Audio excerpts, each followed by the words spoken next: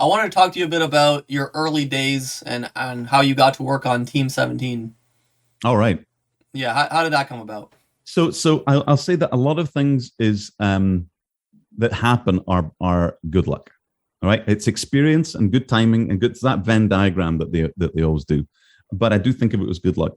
I was working as an electronics engineer, and I was in the Philippines. As it happened, I've been in China, and then I was back in Hong Kong, and then I got flown out to the Philippines. I was dotting around all over the place. And I knew that this is back when the Amiga was a big thing. And I knew that I was in the place where the Amiga was made. So I'll try and keep this story short, but it's kind of a cool story, is that Marcus Dyson was the editor of Amiga Format. And he was very charismatic, and the editorial piece that everyone read, it was really, he brought a lot of like character to the whole thing.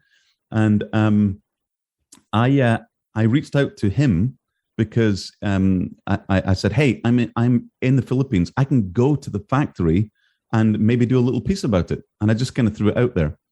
And then he got back to me, and then he said, hey, I got your voicemail. I left a voicemail. Let me blah, blah, blah, blah, blah, blah. All right. And I'm like, okay, this sounds like I could do this. And I kind of organized for me to actually go to the place and everything.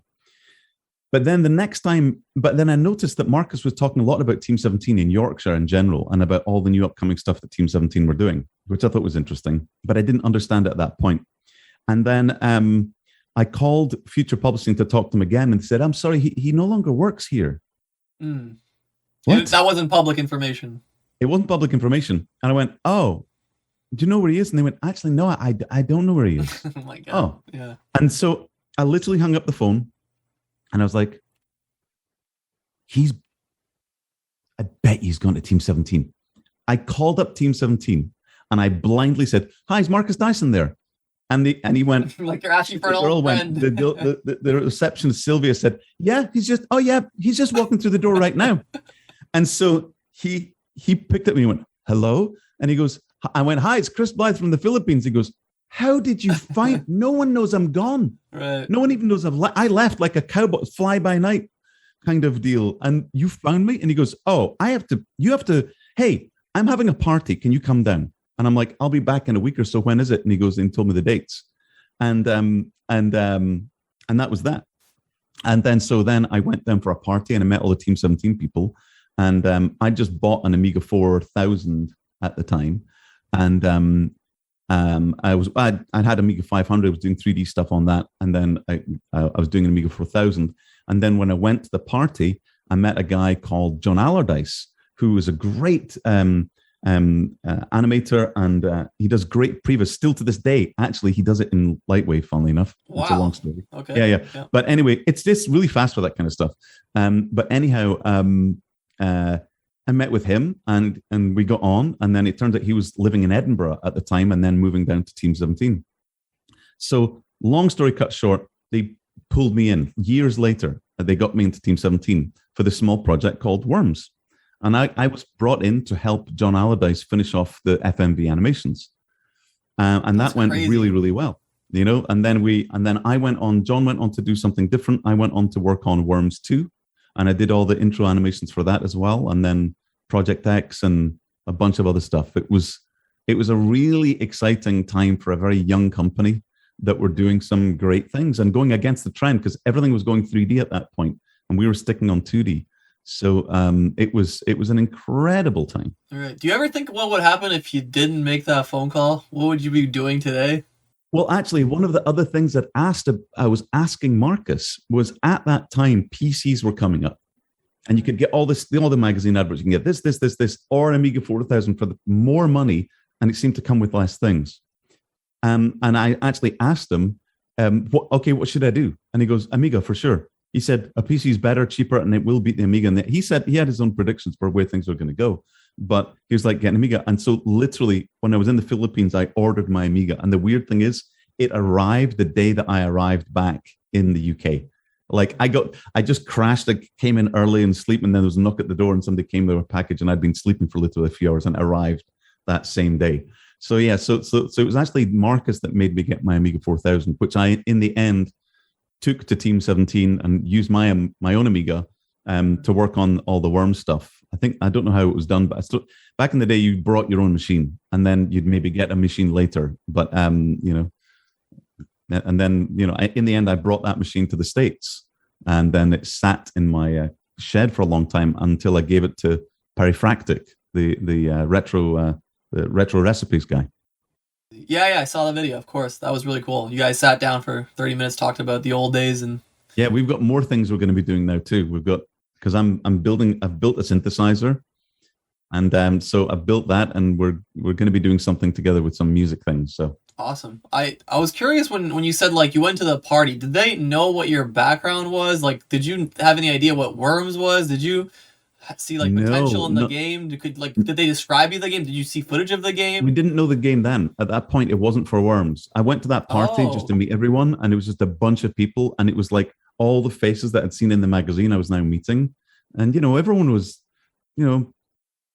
being merry and happy, and it was just but it was really funny because I thought, that's all these people, and then so people were saying to me, so what do you do? And I was like, I'm an electronics engineer and RF engineer, and they're like, "What's that?" And they said, "So hang on, you don't use you don't?" And I said, "Well, I do 3D, but I mean I don't do this type of 3D, sure.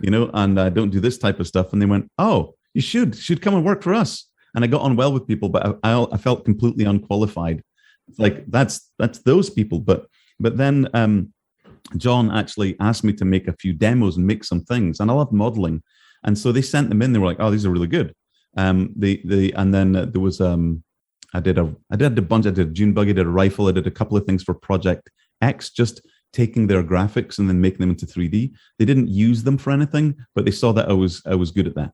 And then they tried for 2 or 3 times to get me in, but the money wasn't right until Worms came along.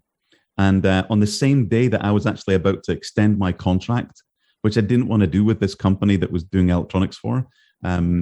It was a great company because it allowed me to travel the world. But it wasn't the most inspiring work for me.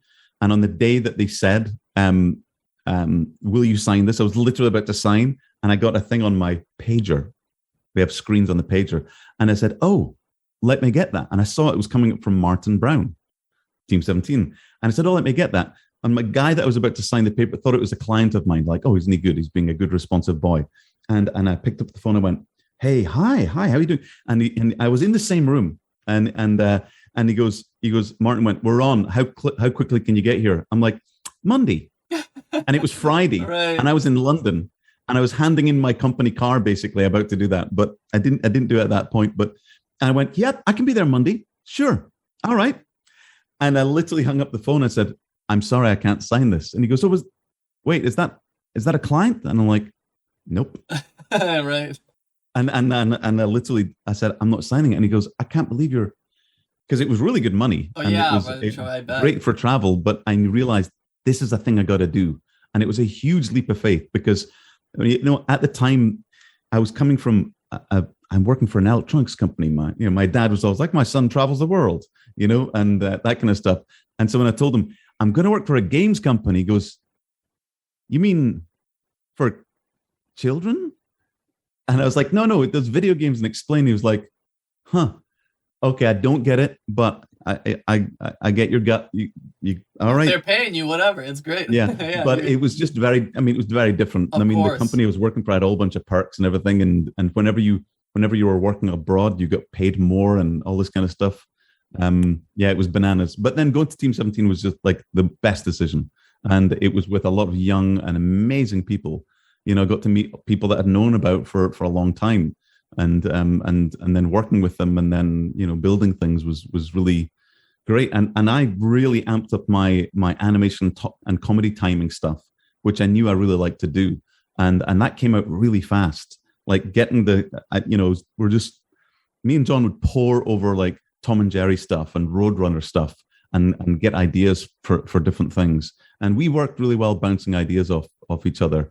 And actually, John gave me. I never used to drink coffee. Oh, and what? John, Yeah. we were working one night. He went here, and I was like, "Oh, I don't drink coffee." And he goes, You do now. Yeah, And then right. and he says, you'll need it. And then, it was then 5 o'clock in the morning. And we're still working as the sun's coming up. Yeah, And his that's the wife early calls days and of like, video game design. It was always it like was just that. crazy. I mean, I remember I got this ability. If I'm going on set, my thing will go off at like 5:30 or 6. Whatever I set it to, I will wake up Before. like a minute before. Yeah. I've got this great, and that came from setting renders off and seeing it's going to take 20 minutes and then sleeping on the floor and going, I need to wake up in 20 minutes because the computer didn't make any sound that it was finished. Right. So I'd have to just wake up. All right. And I did that on Worms so much and on Project X2 so much that I got really good at waking myself up and taking power naps. And so if I'm anywhere, I can fall asleep in about 8 seconds and then wake up after a power nap refreshed. And so that's a valuable skill set. That's a valuable skill to have. Well, that was Team17 that because of the lack of being able to do stuff, the computers were, we were dealing with. So my computer had 16 megabytes of memory, megabytes, not gigabytes, megabytes. Right. And that was my A4000. And then 4 of them were taken for talking to the Raptor, which was our NT-based workstation that we'd send frames to.